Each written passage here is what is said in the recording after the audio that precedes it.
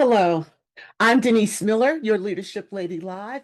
I am here today with the final tip of week 7 of our fourth quarter challenge for 2025. We're going to talk about teams today, a team tip. We're going to talk about celebration. But before we go any further, if you like the content that I'm sharing, hit the thumbs up or the heart to like, subscribe, or follow.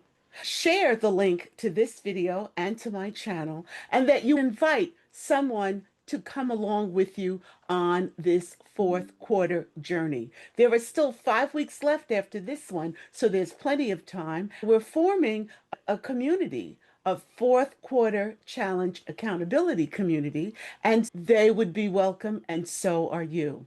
Now, before we go further, my question to you is this. What have you done to celebrate your team in 2025? I'm sure you've had setbacks, we all have, but you've also had some breakthroughs and some successes, and those need to be celebrated. You've heard me speak about celebration before in this channel. I want you to stop and take a really good look, reflect on all of the things that you've encountered over the last 9 or 10 months, and look at what should have been celebrated. Even if you didn't celebrate it, there's still time. I want you to take away the mindset of celebrating when your team does well. It's important. People feel more connected. People feel more enthused and motivated when what they do is noticed through celebration. And sometimes it's not just an individual, it's the whole team's effort. Pulling together to get a project done, pulling together to meet a milestone. Those things are important and they need to be celebrated as a team.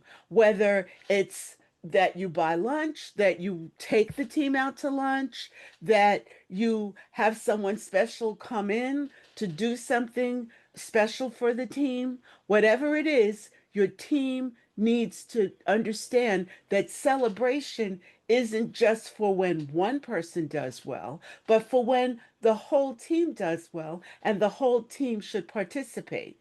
Now, honestly, not everybody in the team is going to contribute to the same level, but as long as everyone contributes, it helps the team to rise. Someone very dear to me says that when the tide comes in, all the boats rise. And that is true with your team.